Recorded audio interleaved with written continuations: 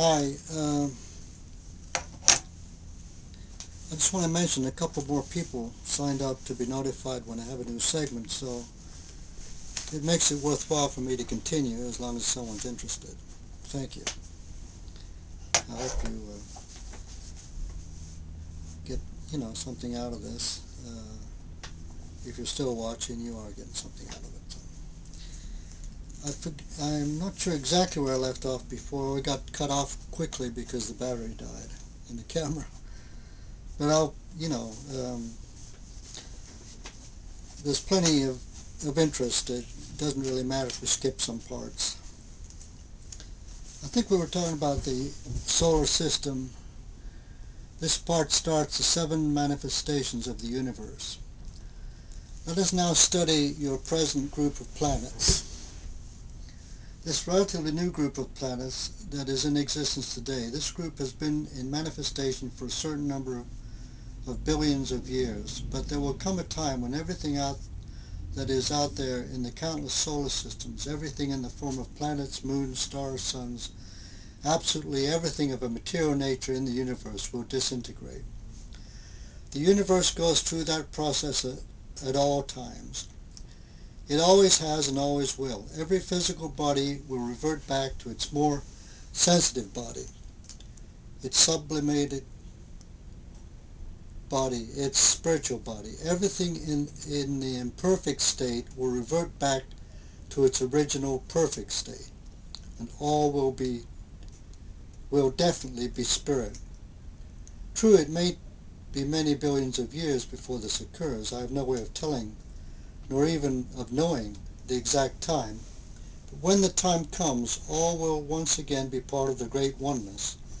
All will have returned to that greater life.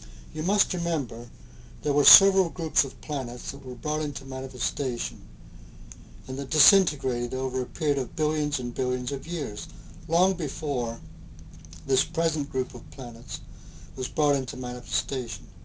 Now when I say group of planets, I mean everything that is out there in the vastness of space. Absolutely everything of a physical nature.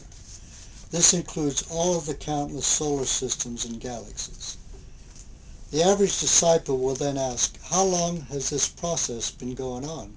How many groups of planets have come into manifestation and then gone out of manifestation since we first sprang forth from the great core of life? These are good questions and deserve good answers.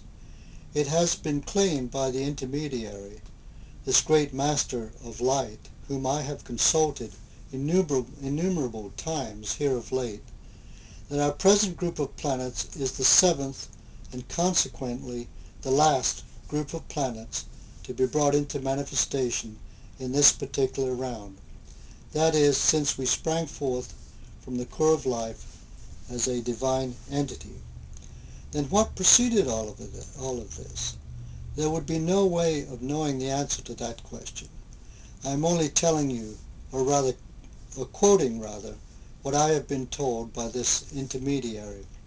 This is the last group of planets in the countless solar systems to be brought into manifestation. And I personally, as an individual, could not possibly know even a fraction of what is in those solar systems, let alone know what preceded them. But I have been informed that there were 6 other earlier manifestations before this 7th and last one. You might say that this is the grand finale. In the beginning of the 7 cycles, the first group was brought forth. This is the original group of planets. We study it, we observe that it has been in manifestation, we will say, for a period of 50 billion years.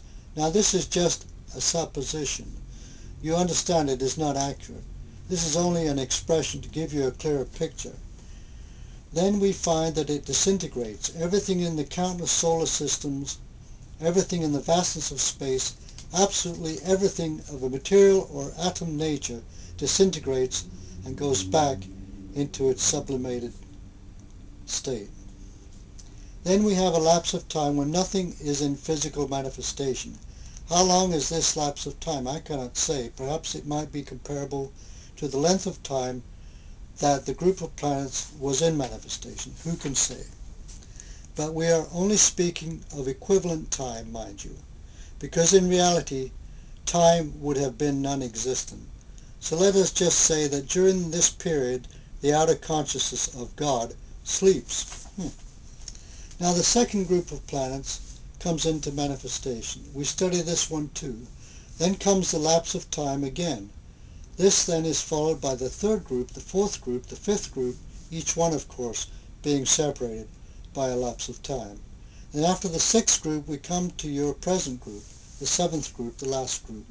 It is significant, and here again we find the seven, the numeral 7, that is so prevalent within the universal consciousness of God. Now if there were 7 different periods in which the physical planets were brought into manifestation, we're getting back to what? We're getting back to the point where we can see there just might possibly be a beginning somewhere. Yes, indeed, we are approaching the great core of life. But before we embark upon that subject, we will first have to attempt to answer the question as to what we were doing during the great lapses of time between manifestations or materializations of planets. Now what were we doing? Were we re-embodying ourselves on planets? No. There was the lapse of time. It took many billions of years for the planets to be brought back into manifestation. But we were. Therefore, if we were, we must try to understand that what we were doing and our state of consciousness at that time.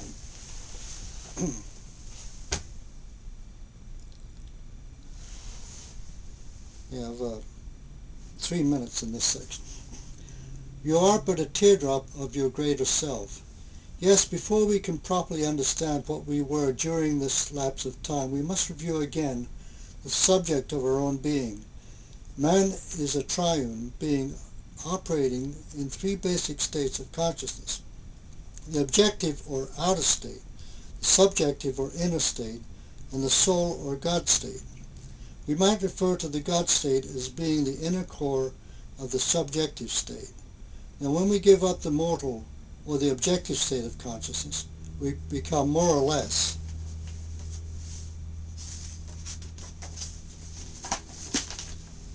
oblivious to the objective outer world, and we are conscious of it only subjectively. This is understandable.